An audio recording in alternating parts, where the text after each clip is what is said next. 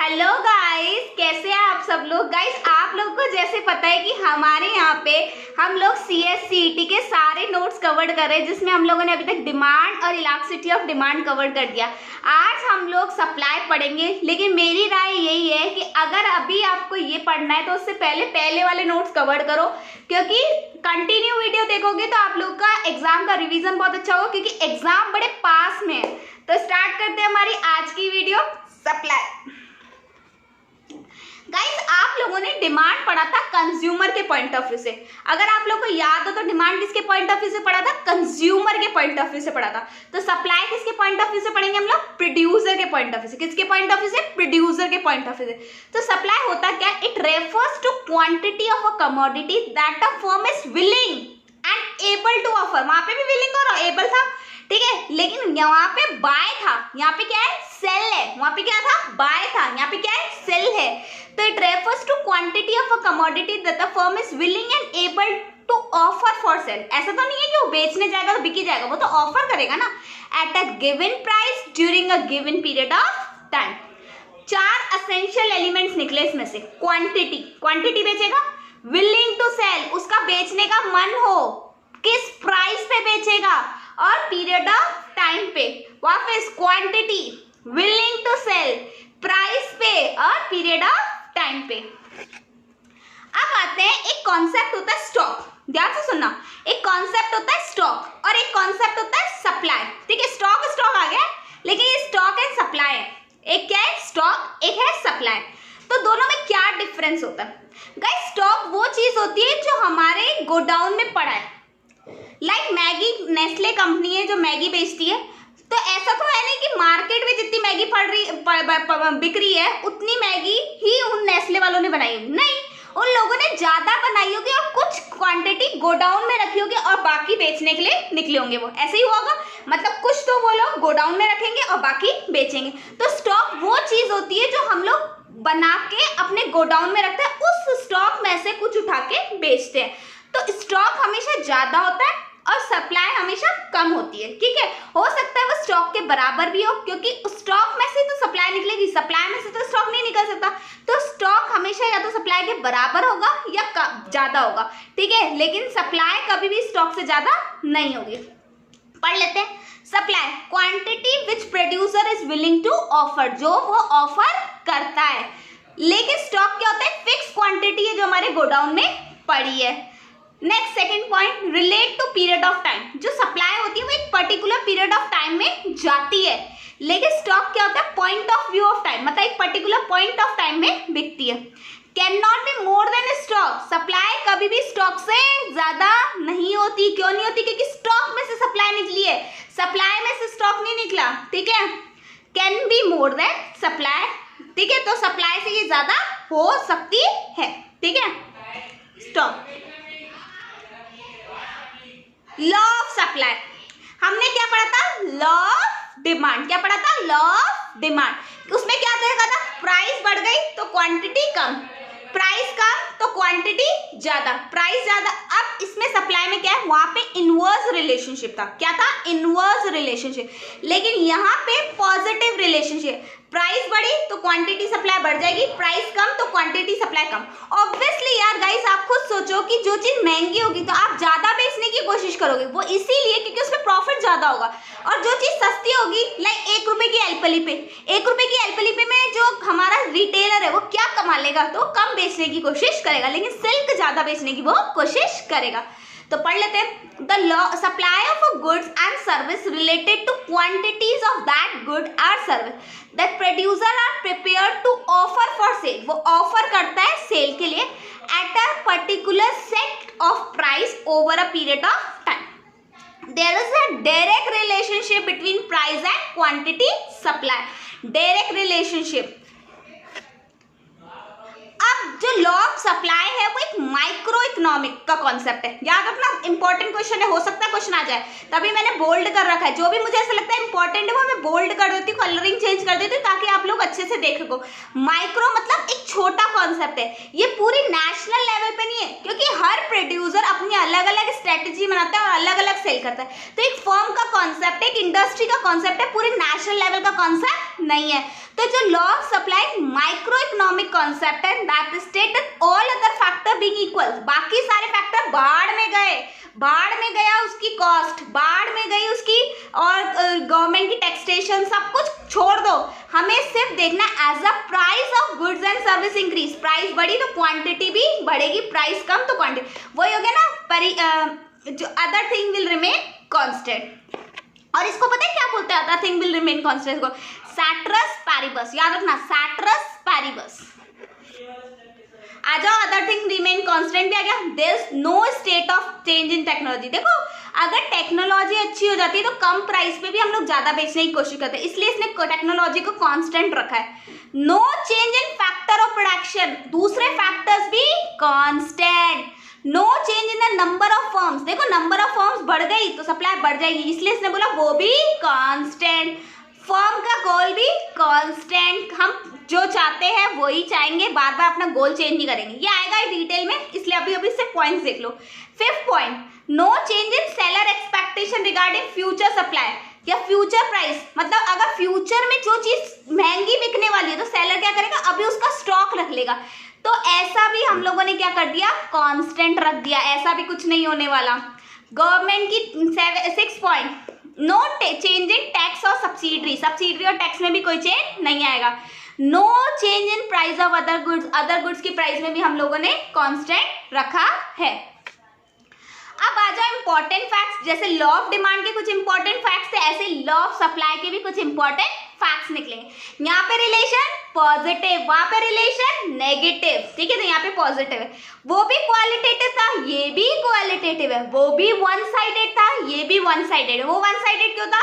क्योंकि वो सिर्फ प्राइस प्राइस प्राइस प्राइस पे देखता है, क्वांटिटी को तो देखता ही नहीं, तो ये भी तो प्राइस प्राइस प्राइस पे जोर मार रहा है, क्वांटिटी पे देख ही नहीं रहा। नो प्रोपोर्शनल रिलेशनशिप, मैंने आप लोग को बोला था कि लॉ ऑफ डिमांड ये बताता है कि प्राइस के कितने बढ़ने, प्राइस बढ़ी तो क्वांटिटी कम, लेकिन यहाँ पे भी बता रहा है प्राइस बढ़ गई तो सप्लाई बढ़ गई, प्राइस बढ़ गई तो सप्लाई बढ़ गई, लेकिन उसका पर्टिकुलर रिलेशनशिप नहीं है, नो प्रोपोर्शनल रिलेशनशिप।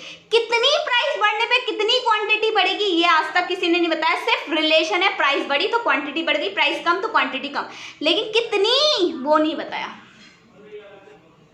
रीजन क्या है लॉ ऑफ सप्लाई के?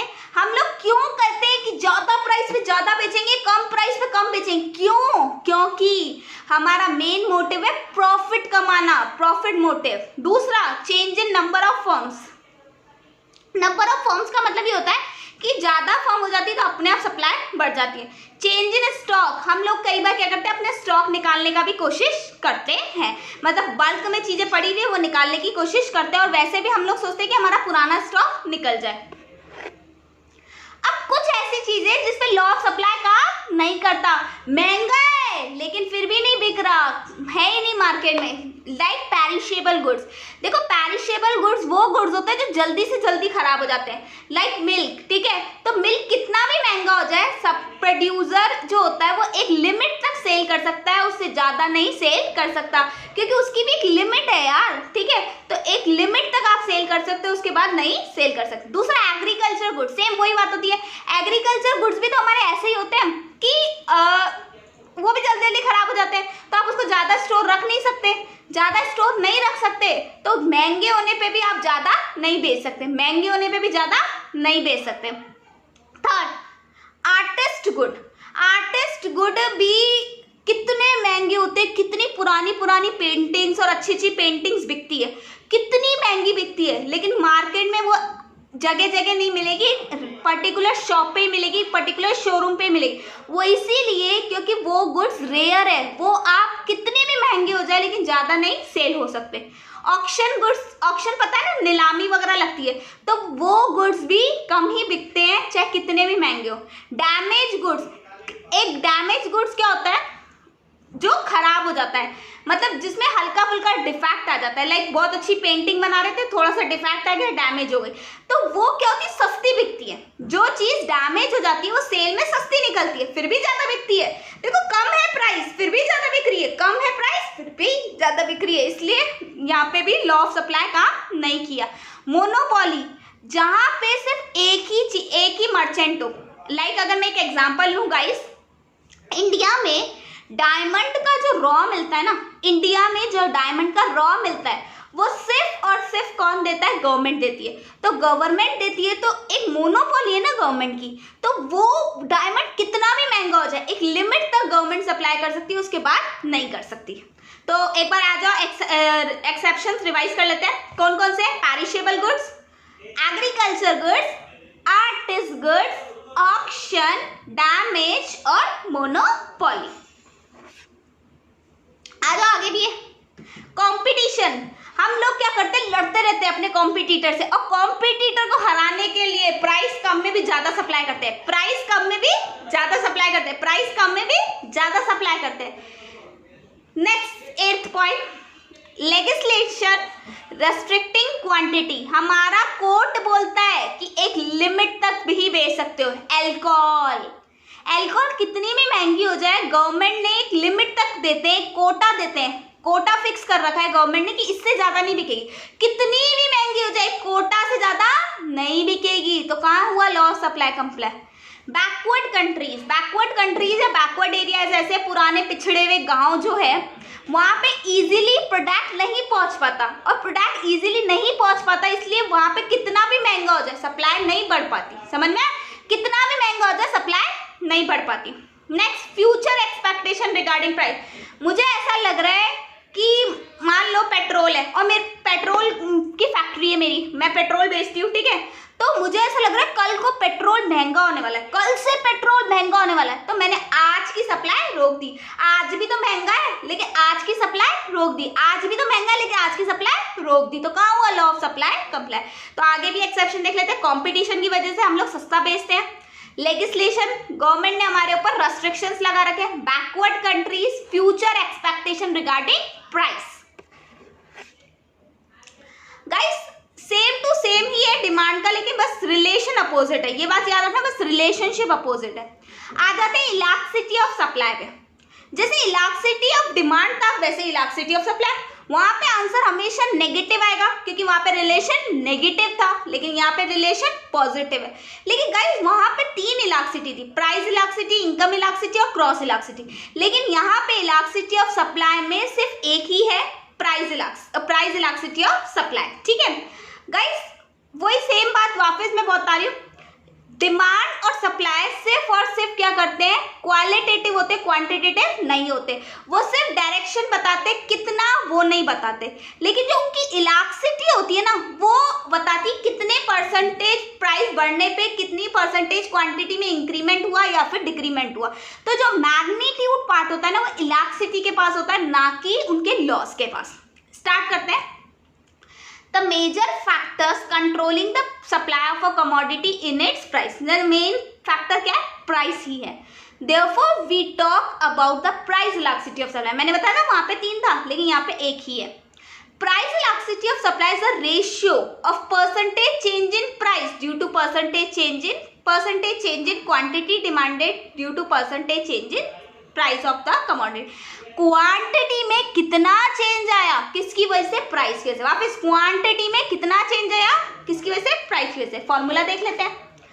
परसेंटेज चेंज इन क्वांटिटी ऊपर रहेगी क्योंकि क्वांटिटी को मेजर करते हैं और बेस किसको लेते हैं? प्राइस। तो प्राइस को नीचे रखेंगे। अब क्वांटिटी में कैसे लेंगे? देखो डी क्यू अपॉन क्यू, ठीक है, यहाँ पे डी लिया है, एस नहीं लिया है, याद रखना, ठीक है। डी क्यू अपॉन क्यू मतलब change in quantity supply upon quantity, original quantity मतलब पुरानी इनटू 100 अपॉन नीचे आएगा डीपी, डीपी मतलब प्राइस के बारे में बता है, अपॉन ओरिजिनल प्राइस इनटू 100। अब 100 से 100 कट जाएगा तो अपना आ गया D Q upon Q divided by DP upon P. और डिवाइड से मल्टीप्लाई में चेंज करोगे तो ध्यान से सुनना क्या फॉर्मूला बनेगा? Change in quantity upon original quantity, और प्राइस उल्टा हो जाता है क्योंकि वो नीचे की तरफ होता है इसलिए उल्टा। तो price original price upon change in price, वापस change in quantity upon original quantity multiply by price upon original change in price. तो आ जाओ, इसके फुल फॉर्म मैंने लिख रखे नीचे, change in quantity supply, change in price और ओरिजिनल प्राइस। इसको अच्छे से देख लेना एक बार क्योंकि हो सकता है इससे कुछ प्रैक्टिकल बन के आ जाए, ठीक है गाइस। एक बार ये पूछ लेता है कि इलास्टिसिटी कितनी है, तो अगर इलास्टिसिटी का आंसर इन्फिनिट है तो वो परफेक्टली इलास्टिक होती है। अगर इलास्टिसिटी का आंसर 0 आ जाए तो परफेक्टली इनइलास्टिक होती है, लेकिन इलास्टिसिटी का आंसर अगर ग्रेटर देन 1 आ जाए तो वो हाईली इलास्टिक होती है, लेस देन 1 आए तो लेस इलास्टिक होती है, और इक्वल टू 1 आए तो यूनिटरी होती है। गाइस बहुत बार पूछा ये वापस, अगर इन्फिनिटी आंसर आता है तो परफेक्टली इलास्टिक, 0 आता है तो परफेक्टली इनइलास्टिक, ग्रेटर देन 1 आता है तो हाईली इलास्टिक, लेस देन 1 आता है तो लेस इलास्टिक, और इक्वल्स टू 1 आता है तो यूनिटरी इलास्टिक। और ये सब हम लोग कहाँ पढ़ चुके हैं, डिमांड में पढ़ चुके हैं, सेम के सेम यहाँ पे सप्लाई में पढ़ते हैं। थोड़ा सा जल्दी से गो थ्रू करते हैं। Perfectly elastic supply, the supply become 0, supply क्या हो जाएगी, 0 हो जाएगी अगर प्राइस में जरा सा भी वेरिएशन आए। एक सिंपल प्राइस चल रही है, सप्लाई कभी इतनी हो रही है, कभी इतनी हो रही है, कभी इतनी हो रही है, कभी इतनी हो रही है, ये आप लोगों को मैंने डिमांड में बता रखा है। तो क्या बोल रहा है, the supply become 0 with the slight fall in price, price थोड़ी सी कम हुई तो 0 पे पहुंच जाएगा, और अगर प्राइस थोड़ी सी ज्यादा हुई तो बहुत ज्यादा सप्लाई हो जाएगी। मतलब यहाँ पे हल्का सा प्राइस में चेंज आने की वजह से सप्लाई में बहुत ज्यादा चेंज आएगा। A perfect elasticity supply is a straight line parallel to x-axis। क्या होती है parallel to x-axis, दिख रहा होगा आप लोगों को। और perfectly elastic supply को infinity भी बोलते हैं। horizontal to x-axis, parallel to x-axis, shape क्या है इसकी, horizontal। आ जाओ perfectly inelastic supply, अब वो हॉरिजॉन्टल था, ये वर्टिकल है। यहाँ पे प्राइस बार बार चेंज होती है, लेकिन क्वांटिटी में कोई भी चेंज नहीं आता। लाइक मैं आपको बोलूँ तो आर्टिस्ट गुड ऐसे होते हैं, आर्टिस्ट गुड की प्राइस ऊपर नीचे वेरिएट होती रहती है, लेकिन उनकी क्वांटिटी सप्लाई में चेंज नहीं आता। A given quantity of its can be supply what ever might be price, price कुछ भी हो सकती है। इलास्टिसिटी ऑफ सप्लाई यहाँ पे क्या है, 0, क्या है 0। आ जाओ, it is straight line parallel to Y axis, वो कैसा था पैरेलल टू एक्स एक्सिस, ये कैसा है parallel to Y axis. Quantity supply doesn't change, ये चेंज नहीं होगी, ऐसा प्राइस चेंज, और इसको वर्टिकल शेप भी बोलते हैं। गाइस कई बार ऐसे बोलता है कि हॉरिजॉन्टल टू एक्स एक्सिस, तो वो क्या हुआ परफेक्टली इलास्टिक सप्लाई। लेकिन अगर क्वेश्चन बोलते हैं हॉरिजॉन्टल टू वाई एक्सिस, तो वाई एक्सिस का हॉरिजॉन्टल क्या हुआ परफेक्टली इनइलास्टिक।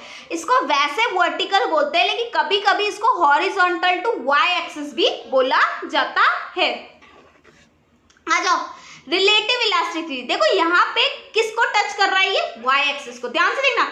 क्यों, क्योंकि यहाँ पे प्राइस में कम चेंज आता है, क्वांटिटी में ज्यादा चेंज आता है, प्राइस में कम चेंज आता है, क्वांटिटी में ज्यादा चेंज आता है। मैंने ट्रिक भी बताई थी आप लोग को याद करने की, कि जो प्राइस इलास्टिसिटी होता है वो होता है हमारी क्वांटिटी। तो अगर क्वांटिटी में ज्यादा चेंज आ रहा है तो ग्रेटर देन 1, अगर क्वांटिटी में कम चेंज आ रहा है तो लेस देन 1, तो ये ग्रेटर देन 1 होगा क्योंकि यहाँ पे क्वांटिटी में ज्यादा चेंज आएगा। When the change in supply, supply का मतलब क्वांटिटी, सप्लाई क्योंकि प्राइस इलास्टिसिटी बढ़ रहा है, is relatively more when compare to the change in price, और इसलिए बोलते हैं प्राइस इलास्टिसिटी ग्रेटर देन 1 है, और इसको इंटरसिपेट टू वाई एक्सिस बोलते हैं। गाइस बहुत इंपॉर्टेंट है, ये क्वेश्चन बन सकता है कि कौन सा इंटरसिपेट टू वाई एक्सिस है, कौन सा है यहाँ पे जो रिलेटिव ग्रेटर देन 1 है, ठीक है, मतलब परफेक्ट रिलेटिवली हाईली इलास्टिक, ठीक है, रिलेटिवली या ग्रेटर देन 1 भी बोलते हैं इसको, ठीक है, याद रखना। क्योंकि यहाँ पे प्राइस में कम चेंज आ रहा है, क्वांटिटी में ज्यादा चेंज आ रहा है, इसलिए देखो प्राइस सीधा ऊपर से स्टार्ट हुई तो इंटरसिपेट टू वाई एक्सिस है। इस शेप को भी क्या बोला, हाँ इंटरसिपेट टू वाई एक्सिस बोलेंगे इसको। Relatively less than 1, less than 1 मतलब 1 से कम, लेकिन 0 से ज्यादा होगा, याद रखना 1 से कम लेकिन 0 से ज्यादा, क्योंकि 0 ही हो गया तो वो तो इनइलास्टिक हो गया ना, perfectly inelastic. When the change in quantity supply is relatively less as compared to price, quantity में कम चेंज आ रहा है, सब प्राइस में ज्यादा चेंज आ रहा है, तो यहाँ पे ये लेस देन 1 है, और इसको इंटरसिपेट टू एक्स एक्सिस बोला जाता है, क्योंकि यहाँ पे किस में चेंज कम आ रहा है, सप्लाई में कम चेंज आ रहा है, क्वांटिटी में कम चेंज आ रहा है। याद रखना जिसमें कम चेंज आएगा वहां से स्टार्ट हो जाएंगे। वहां पे किस में कम चेंज आ रहा था, प्राइस में कम चेंज आ रहा था, तो वो वाई एक्सिस से स्टार्ट था, क्योंकि वाई एक्सिस पे हम प्राइस दिखाते हैं। लेकिन यहाँ पे कम चेंज किस में आ रहा है, क्वांटिटी में कम चेंज आ रहा है, इसलिए एक्स एक्सिस से स्टार्ट है। तो सप्लाई कर इंटरसिपेट ऑन एक्स एक्सिस।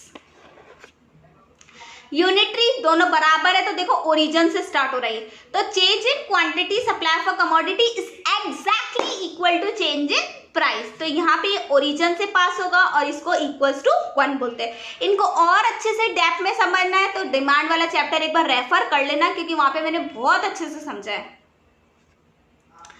अब वहां पे भी कुछ फैक्टर्स थे जो कि डिमांड को फर्क कर रहे थे, और यहाँ पे भी सेम कुछ फैक्टर्स है जो कि हमारी सप्लाई को फर्क करें। पहले प्राइस, गाइस बस मेरे साथ मेरी टोन पे याद रखना, प्राइस बढ़ती है तो ज्यादा बेचूंगा, ज्यादा सप्लाई होगी, प्राइस कम होगी, कम बेचूंगा, कम सप्लाई होगी, ठीक है। तो प्राइस बढ़ने पे सप्लाई बढ़ती है, प्राइस कम होने पे सप्लाई कम होती है। कैसा relation? Positive related. Probability that the price would change in future, आज नहीं प्राइस ज्यादा है, कल। लाइक गोल्ड, गोल्ड आज भी महंगा है लेकिन कल और महंगा होगा, कल और महंगा होगा, तो आज बेचे कल बेचे, कल बेचेंगे। तो अगर कल की प्राइस बढ़ने वाली है, फ्यूचर की प्राइस बढ़ने वाली, तो आज कम बेच के कल ज्यादा बेचेंगे तो आज की सप्लाई कम हो जाएगी। फ्यूचर की प्राइस कम होने वाली, कल से गोल्ड सस्ता हो जाएगा तो आज बेच लो भाई, आज ज्यादा प्रॉफिट होगा, तो आज की सप्लाई बढ़ जाएगी। कैसा रिलेशन? Negative relation. फ्यूचर की प्राइस बढ़ेगी तो आज कम बेचेंगे, फ्यूचर में ज्यादा बेचेंगे, और फ्यूचर की प्राइस कम होगी तो फ्यूचर में बेचेंगे, आज कम आज बेच लेते हैं, ठीक है, तो आज इंक्रीज हो जाएगी। तो यहाँ पे रिलेशन कैसा है? Negative relation. Next, cost of production. Cost क्या होती है? उस चीज को बनाने की लागत, कॉस्ट, उस चीज को बनाने की कॉस्ट, ठीक है। तो अगर कॉस्ट ज्यादा है, कॉस्ट ज्यादा है इसका मतलब प्रॉफिट कम।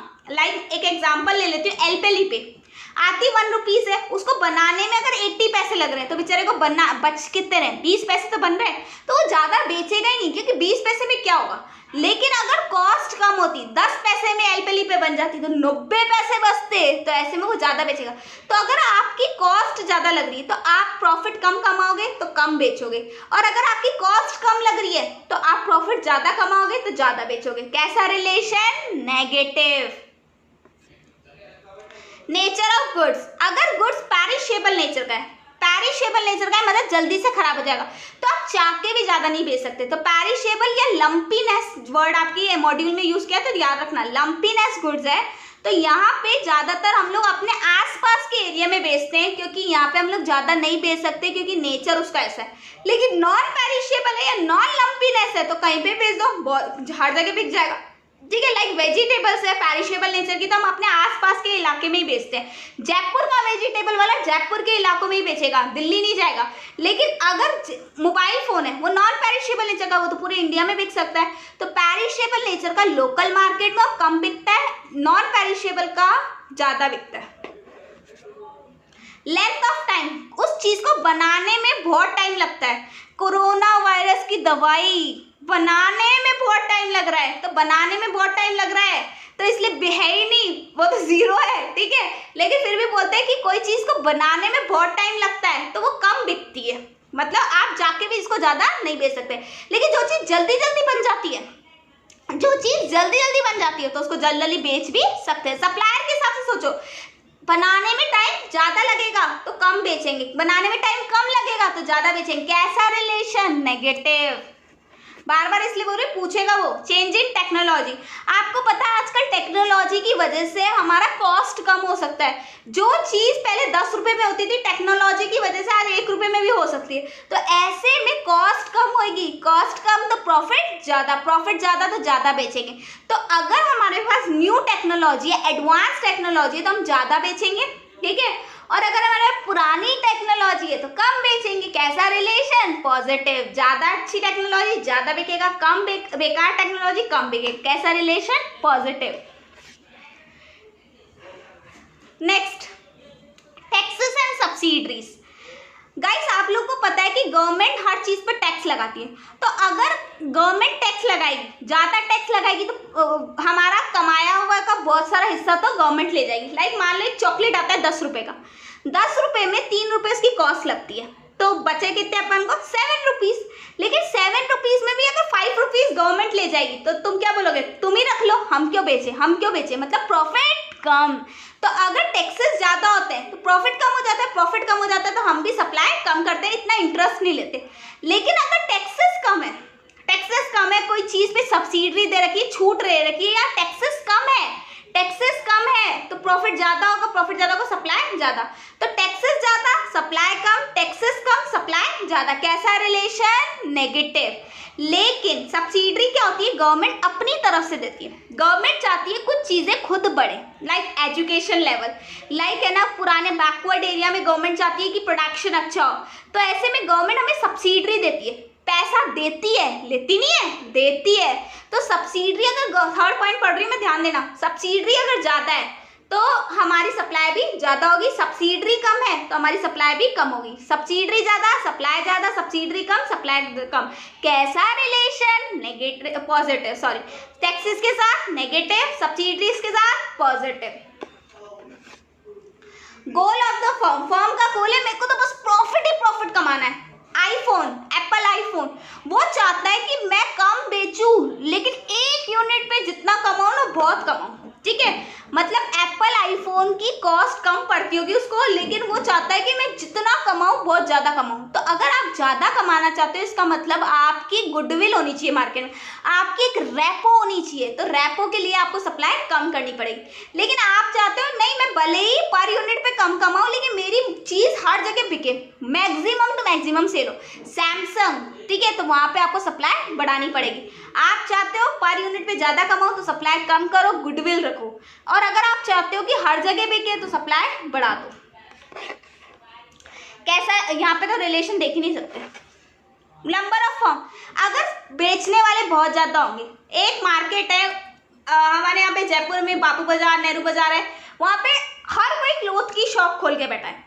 तो शॉप, अगर हर कोई क्लोथ की शॉप खोल के बैठा है तो वहां पे सेलर बहुत सारे, तो अगर थोड़ा थोड़ा भी बेचेंगे ना तो भी बहुत सारा मटेरियल बिक जाएगा।